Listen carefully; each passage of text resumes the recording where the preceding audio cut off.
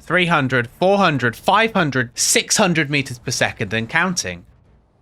In the past, we've tested many different ways of breaking the speed limit within Space Engineers, and today we're going to take that to the extreme. We're going to try to move as fast as we possibly can within the base game's limits. So, how fast can we go? Well, let me tell you, it's going to be very, very fast. But first, let's talk about the exploit that will allow us to get this fast.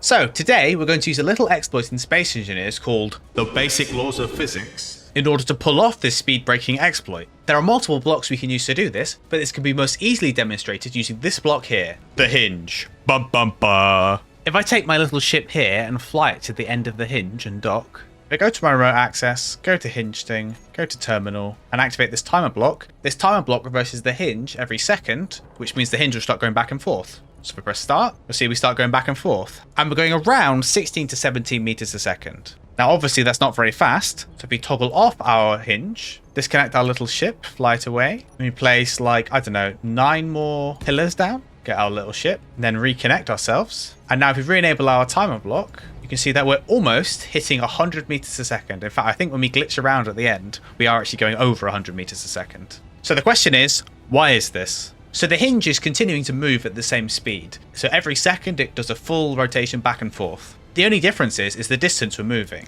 When we were at the end of the hinge before, we needed to make a small semicircle's worth of movement. However, now we're having to do a 10 block semicircle of movement, so we're moving a larger distance in the same amount of time, which obviously indicates us going faster. So let's take this one step further and use this to break the speed limit. So if we get some more pillars and place out, like, I don't know, another 40 of them. So now that's a 50 block long pole. Get our little ship and land it back on the end. Right, we're probably going to need to zoom out quite a lot more here. Go to our remote access and activate our timer block. And there you go, 400 meters a second just about. But don't worry, we're going to go much faster than that by the end of the video. The hinge is just an easy way to demo this, but it has obvious limitations like the fact that it can't do a full rotation. It requires that timer block in order to reverse it every second. And there is a block that allows you to do a full rotation, meaning that we don't need a timer block entirely. However, there is another block that allows you to break the speed limit that we're going to look at first.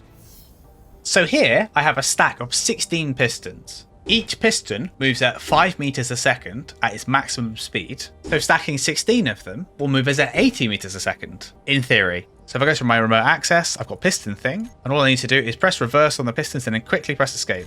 And as you can see in the bottom left, the speed is going up and down a lot, but we definitely did over 100 meters a second for a moment, so this method has promise. And now if I reverse the pistons, you can see again that we were able to get over 100 meters a second.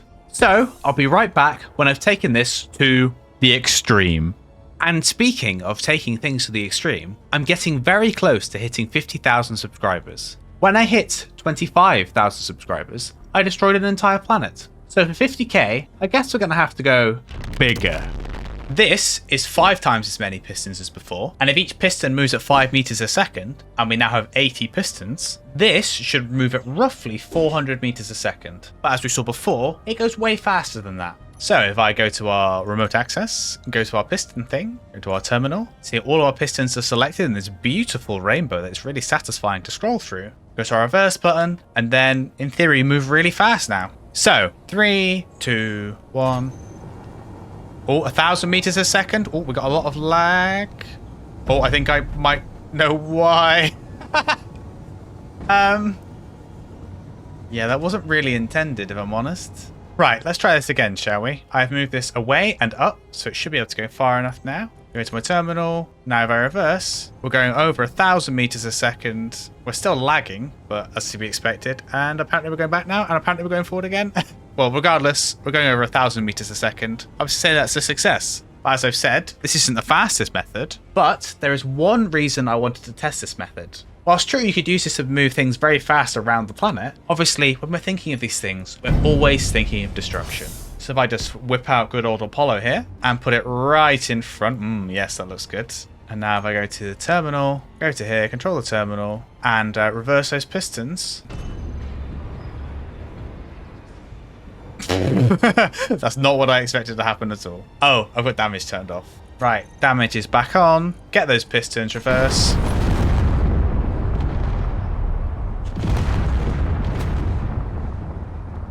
Huh. Ignore what the pistons are doing. That was surprisingly effective. Let's try it against this ship, which is made by Viz on my Discord. remote access, get our pistons, and reverse.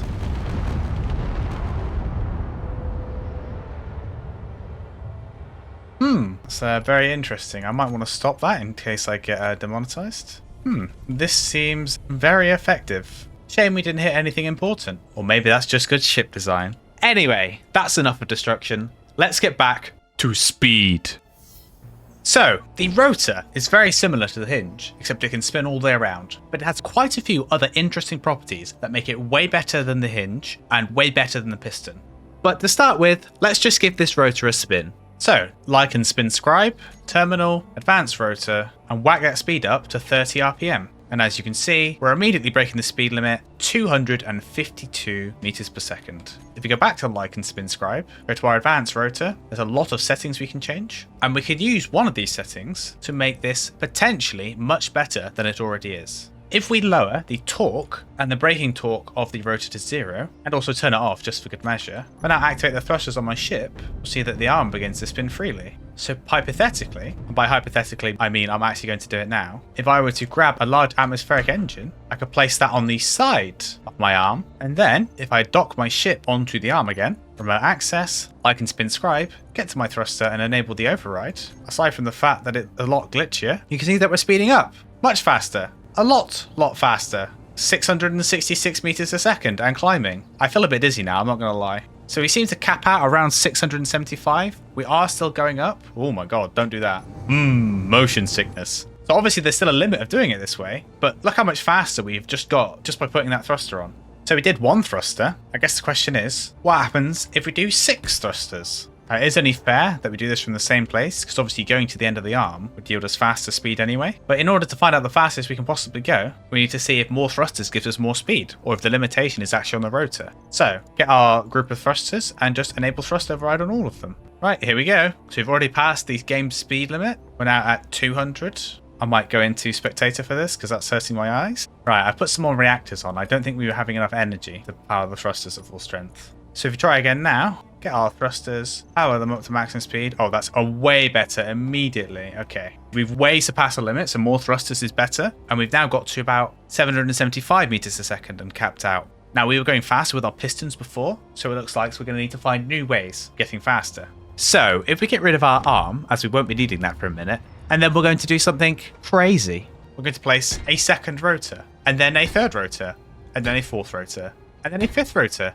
And then finally, a 6th, maybe a 7th, and let's do an 8th as well, just to be sure. Our arm before was 32 blocks in length. So if I go back and place that arm back in, now if I remote control like and spin scribe, get all of our rotors, I'm going to group them together and call the group rotors, just to be sure. I'm going to set all their settings to be the same. So I'm going to put share inertial tensor on, which basically means they won't wobble as much. And then I'll grab my little ship, place it on the end of the arm, and then now we're going to activate all these rotors at the same time. Sounds simple enough. Rotors, let's go 30 meters a second. And immediately, I mean, we're glitching out a little bit, but we've gone way faster than our thrusters have gone before. We've gone to 1030 meters a second. And we're also grooving apparently over here. Is there any way I can fix that? I'm not necessarily sure there is. I can make it worse. So the question I do have with this, if I get on my rotors and I make them stop, if I now do the same before, where I toggle the rotors off, can we go faster with our thrusters, or does it not make any difference? Let's find out. Place back down our 5 thrusters, and we land on the first thruster for a fair test. Right, and we're ready to go. This is going to be interesting, I think. Remote control, get our atmospheric thrusters, and set them to maximum override. Physics, am I right, guys? So, okay. I mean, it was going to happen eventually. So it turns out if you go too fast with the thrusters, you eventually detach, which is unexpected, but not unforeseen. So we know that using thrusters makes us go fast. We know that using multiple rotors makes us go fast. And we know that the longer we make the arm makes us go fast. So let's combine all of those things together, although probably not thrusters if it makes the hinge fall off, to make the fastest possible way to move within vanilla Space Engineers. Right, we're about 300 blocks up. Let's place a rotor, then another rotor, and then another rotor. So that's 3, 4, 5, 6, 7, 8, 9, 10. 10's probably good enough. And then let's make our arm as far as we can possibly go. Yeah, this is normal. And here we go, our massive contraption. Now, I am a little bit concerned that these 5 rotors will detach. So if they do, we'll do this again and we'll just take out the extra rotors. We'll use thrusters if we have to, because I believe 1 rotor shouldn't detach. I'm sure we'll find out. So, remote access. We've got our rotors. Let's group them together. Our inertia tensor already on. We're going to set the torque to maximum and just see what happens, I guess. And we're off, it looks like. Very slowly. Much slower than I would expect. It appears only one of the hinges is moving. Apparently, if I turn inertial tensor off, it speeds up. We are also at an angle, so I'm not sure how successful this is going to be. Considering how much faster we were moving before without multiple rotors, I'm thinking not much. Ooh, that's not good. I might want to change that back. Ooh, that's not what I wanted. It looks like using that many rotors isn't going to work. Let's just pare this back down. 1 rotor, 1 stupidly long arm. And while we're at it, I guess, let's put some thrusters on here. How many? Well, I mean, if there's only 1 hinge, you might as well put the full amount of thrusters on, right? In like 2 minutes, remind me why this was a bad idea? I don't know how many thrusters that is, but it's a lot. I think this might be worse than my last idea. Right, I'm not sure if this is going to be more or less interesting than before. If this thing flies off into 1,000,000 meters a second into space, you know why. So all we have to do now is activate all those thrusters. Right, thrusters, group them together, thrusters, turn them off, turn them all to max, and then 3, 2, 1. We're actually reached the maximum. Oh.